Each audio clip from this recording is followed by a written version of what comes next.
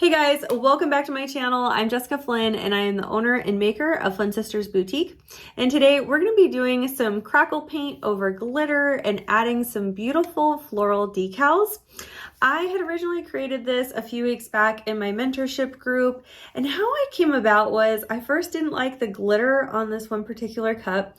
Then I put the crackle paint over the glitter to cover that. Then I didn't like the crackle paint, so I covered the crackle paint with the floral decals. And then I ended up with this design, and I think it's absolutely beautiful. A lot of you guys asked for a tutorial on this, so here we are. You know you're gonna find all the products in this video listed and linked down below in the description box. You might even find some discount codes for you there as well. So that's enough chit chat from me. Let's go ahead and get started.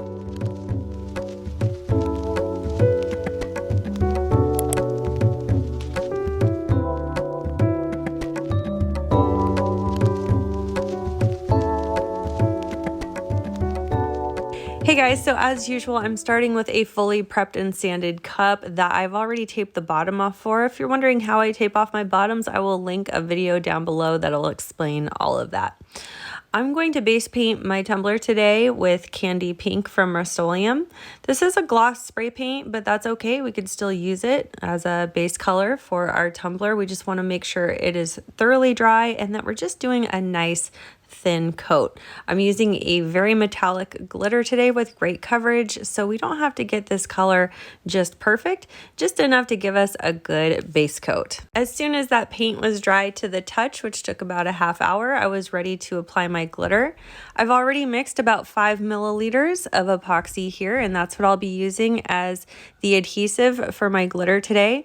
We want to get a nice, thin, even coat. I probably will not even use all of this 5 milliliters. If you're having a hard time spreading your epoxy onto your tumbler, try to heat your tumbler in front of a small space heater first, and that'll make it much easier to glide on. Once we've got that epoxy on nice and smooth and a nice thin coat, we're going to let it rip with this frosted tulip glitter from Maestra Creations. I'll have a link and a discount code down below for this. It's just the perfect rosy pink for this project. Once I get all my tumbler covered in this beautiful glitter, I'm going to go ahead and pull my tape immediately. If you're finishing off the bottom of your tumbler, you can completely skip all the steps where we talk about the bottom of the cup. I'm going to let this dry on my rack for at least 2 hours before we move on to the next step.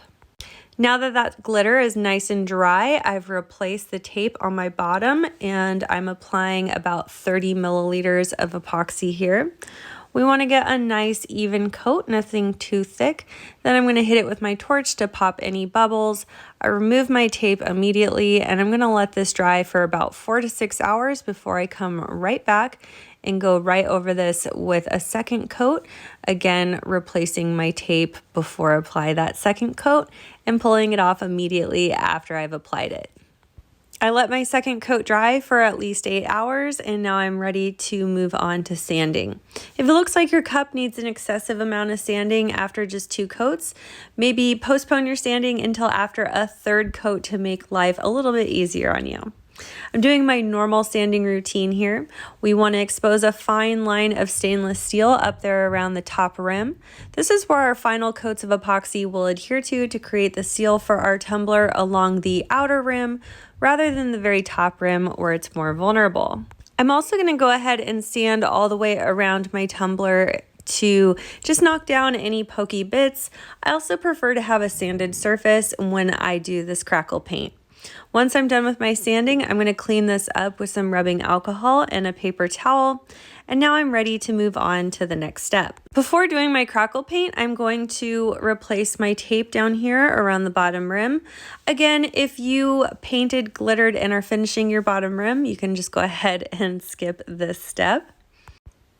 This crackle paint finish requires 2 steps. First, we'll use the crackle medium, then we'll use a white flat acrylic paint or whatever color acrylic paint you prefer. I'm also using like a wider brush. I will link all these products down below in the description box. The goal for this coat is just to get nice, thin, even coverage. We don't want it too thick to where it would pool or drip in some spots, but we also don't want it too thin to where we have dragging or where we're going to miss any spots. I'm going to let this dry in a nice, safe, dry place for about 2 hours before we move on to the next step.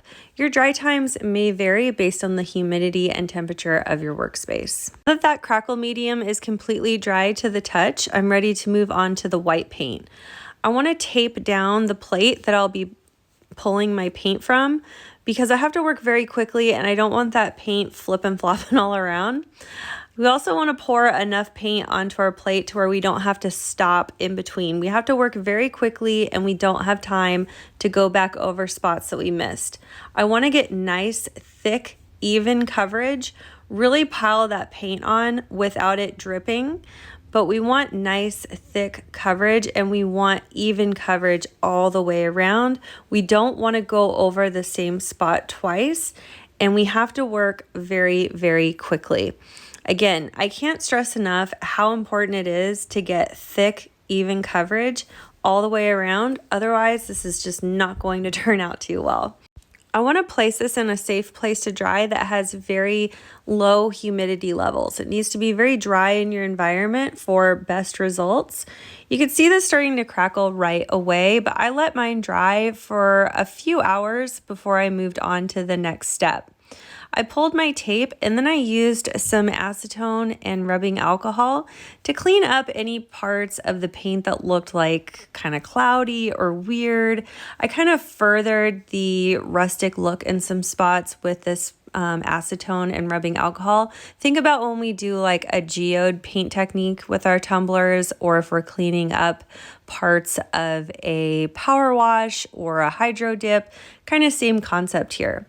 I'm going around the very top rim with just straight acetone to remove any paint from our thin line of stainless steel that we exposed earlier in the sanding process, because I don't want that layer of paint to stop us from being able to establish a good seal up there. Okay, so we want to remove all that tape from around, or all that paint from around that top rim. And I didn't do anything too crazy. I just kind of removed paint where I felt like it would look a little better, kind of even out some of the areas where the paint really kind of separated more than others, just to kind of balance it out. This is a very rustic look, so I don't think you can really go wrong here. Just make sure if you do remove paint in some areas that you clean it up really well with the rubbing alcohol so you don't get any cloudiness. Now I'm ready to apply my furniture decals. These are called like decor transfers and they're rub-on decals.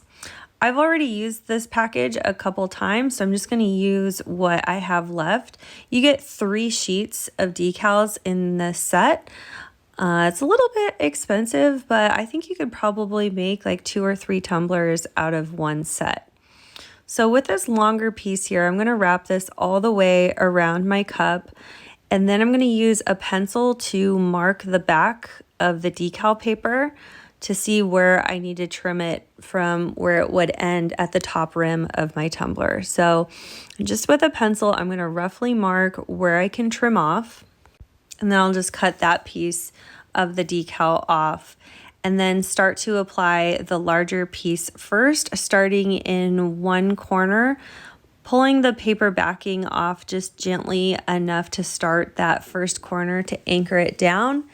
And then applying firm pressure with a popsicle stick, I'm just going to firmly rub this right up against the paint. These decals are made to be applied to like rustic painted furniture and things, so you can just go over any kind of anything with these. We don't have to seal the paint first. We don't have to epoxy first. I'm just applying this right over that dried paint that we had applied earlier. Obviously, we want to make sure our paint is fully dry before we move on to this step so we don't damage the paint. But these decals are so easy to apply, and even over a curved surface, because they're a little thinner, They adhere a little differently than, say, like a thicker decal would.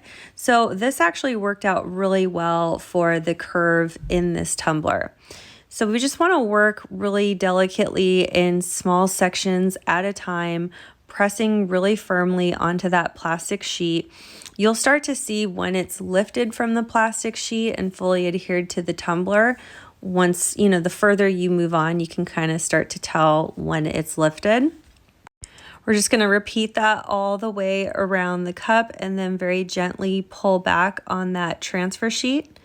If I see that something didn't get all the way adhered, I just go back over it with my popsicle stick to press it down. But this is really, really easy to apply. So much easier than water slide. I know you guys have seen me do rub-on decals before, but this is the largest one I've done at one time, and it still was pretty simple to do. I did get a gap up there at the top of that flower, you can see there. So I just cut that out from the piece that I had snipped off earlier, and I'm just going to apply that right up against the larger part to fix it, and you couldn't even tell. I'm going to go around the top rim with my craft knife just to remove any of that excess decal. And then I'll apply the other end of that decal to the opposite side of our tumbler, starting around the bottom rim. Just again, with the same process, gently peeling back that backing paper to anchor one side and then pressing firmly with my popsicle stick to press the decal against our tumbler, working in small sections at a time until we've got it applied. This hard part about this stuff is once you have it down, you can't pull it back up. So you need to be very sure about where you're going to be applying this. Here's what we should have so far. Very beautiful. Just make sure everything's pressed down nice and firmly. And now I'm ready to start applying my final coats of epoxy. If you wanted to add a decal to this, you could do that after this coat dries. And then of course, another final coat over that. I just think it's pretty as is. There's nothing that I would want to add to this unless maybe I added somebody's name. But that's it for this tutorial. I absolutely love this design. It's so funny sometimes how some oops or some fixes can turn out to be some of your favorite designs. So let me know what you guys thought in the comments. And if you liked my video, please be sure to give me a big thumbs up. And if you haven't already, please subscribe to my channel. I upload new videos every Wednesday and Saturday. Yes, we are back to uploading videos on Wednesday. Thank you so much for watching, you guys. We'll see you again soon.